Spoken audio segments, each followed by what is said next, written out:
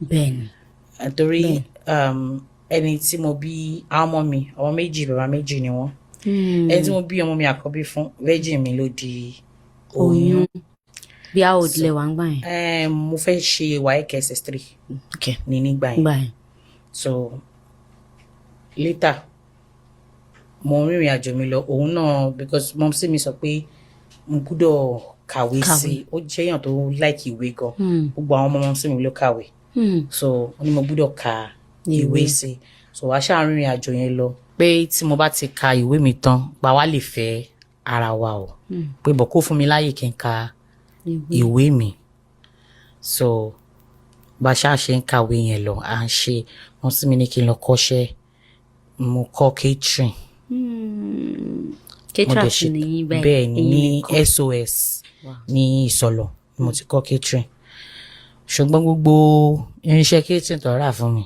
mo tà fi ṣe tíátà ni. Ẹ̀pẹ̀lẹ́ màámi. Catering ò catering rárá. Èmi àti Jùmọ̀kẹ́ nífẹ̀ẹ́ mi cameraman ló ń ṣe ń sìn olóṣì lóore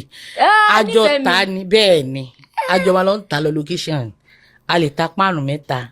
afẹ́fẹ́ ọmọ tó lọ location nífẹ̀ẹ́ mi cameraman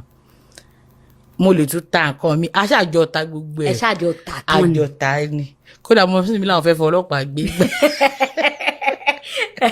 And she's doing well too. Yes. So ìgbà tí mo ti ń ka máa ń sọ̀rọ̀ nígbà yẹn ṣe máa ń sọ̀rọ̀ lẹ́ẹ̀kọ̀ọ̀kan torí mo sì mi ní àwọn ṣàfẹ́ kí n kàwé so time yẹn wá travel lọ sí Malaysia nígbà yẹn so ìgbà tó máa wá dé padà àlọ́lárí àràbọ̀ wọ́n pa sóòtẹ́ ni bẹ́ẹ̀ ní Malaysia ó dé sí Nàìjíríà nígbà tó dé kò jẹ́ kí anybody mọ̀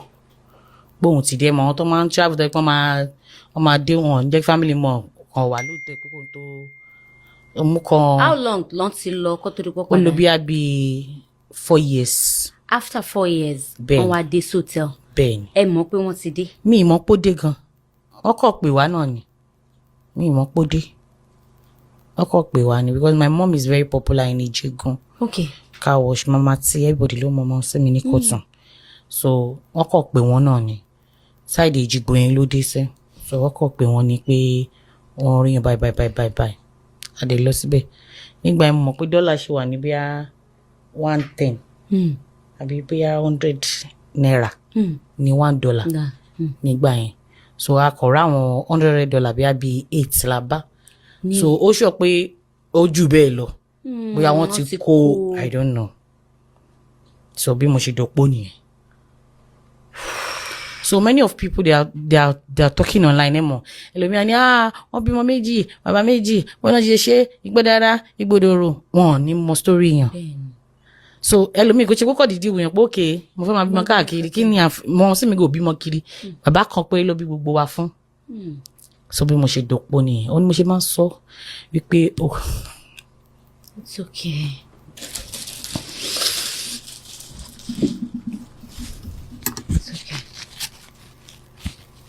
So ni mo ṣe máa ń sọ nígbà mi fún àwọn èèyàn lọ́la pé opó lèmi náà o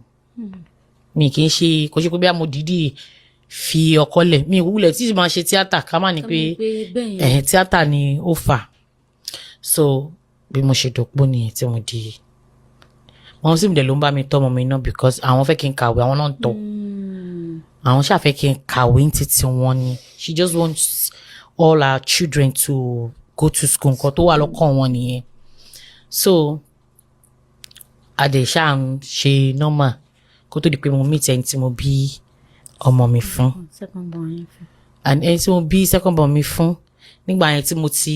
kọ́ catering tí mo ṣe mo wá like máa ṣe graphics lórí phone so Jùmọ̀kẹ́ ọ̀rẹ́ mi náà ló advice pé báwo ṣe lọ fún kọ̀ǹpútà kinní kan pé bí a tó bá tún ṣe yẹn mo wá lọ kọ́ ṣe kọ̀ǹpútà ní àdúrà lọ́nà ọ̀nà Ṣàngó school kan wà bẹ bọ́f mo lọ ṣe kọ̀ǹpútà ibẹ̀ mo ti meet ẹni tí mo bímọ mi fún so adẹ̀mbíríà ní ọ̀lọ́ ìjọ tí mo wá mú lọ sọ́dọ̀ wa wọn sì mo wá ní lọ́rùn mi adẹ̀kúrò mi mú anything bẹ́ẹ̀ owó sálárì tíṣà tí mo rí mo á lọ gba ṣọ́ọ̀bù èmi àtọmọ yẹn Ìfẹ́olúwa àwa jọ ń sùn ṣọ́ọ̀bù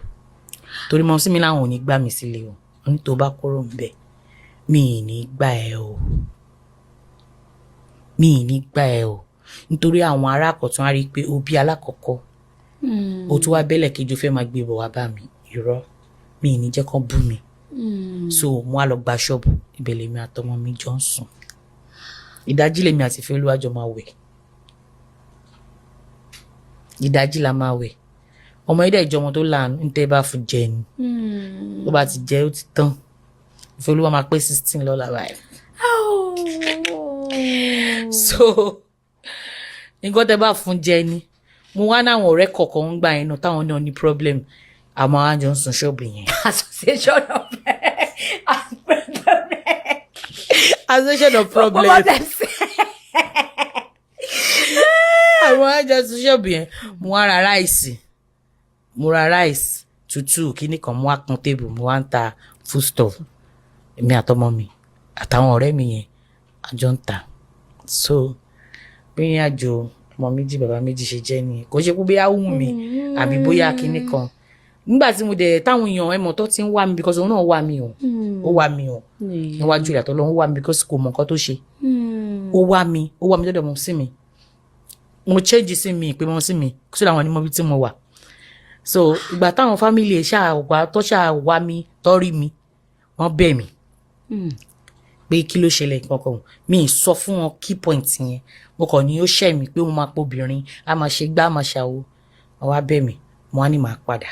pé kó má wọrí ìgbà tí màá padà ni mi ì lè sọ àti wà bí i 7 to 6 months gbà yẹn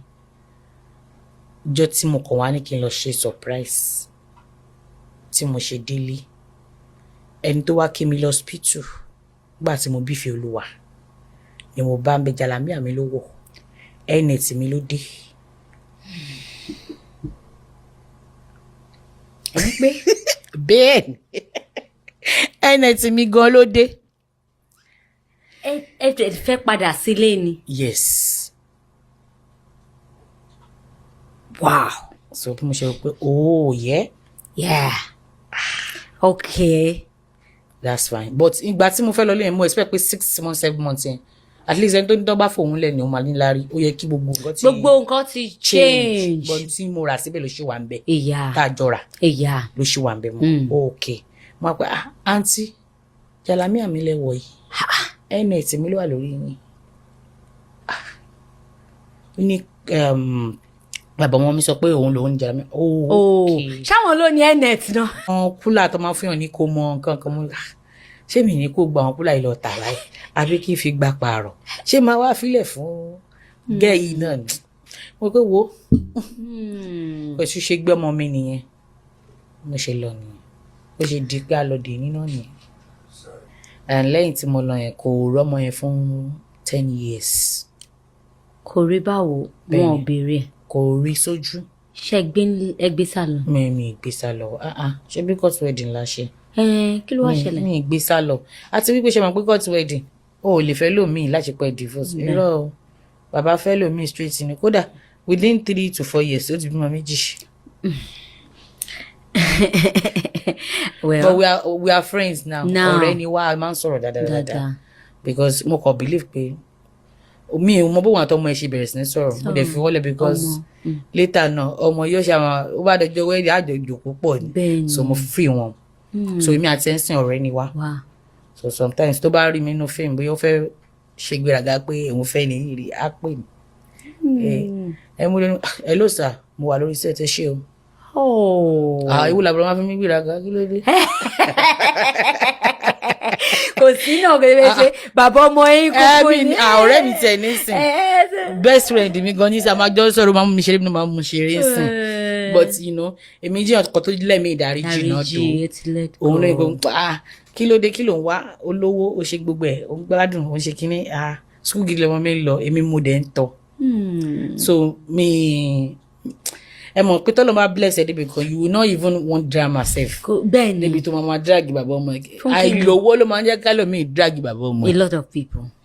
ẹlòmíì náà dẹ̀ lówó tó wò pé ó ẹ̀tọ́ ẹ̀ ni o gbúdọ̀ ṣe náà o tó rò ní lọ́wọ́ bọ́tẹ́ ni o bá ní tìwọ́ dẹ̀ ni you can do it. bẹ́ẹ̀ni Ṣé understand? bẹ́ẹ̀ni Ṣé bàbá ọmọ mi dógún ṣé mi ń tọ́ ni? bẹ́ẹ̀ni So tó bá yẹ pé ó kú náà nǹkan màá ṣàtọ̀. bẹ́ẹ̀ni So Ọlọ́run tiẹ̀ ní jẹ́ kán kú àmín. rírí ṣe tiyín náà ò dẹ̀ ní wálẹ̀ lágbára Ọlọ́run àwọn náà máa rí ṣe ibi tán wà lágbára Ọlọ́run but there is this relationship yín tí everybody mọ̀ ẹ gbé bọ̀dá yẹn lórí gan-an ọ̀dà òkú tó fà yẹn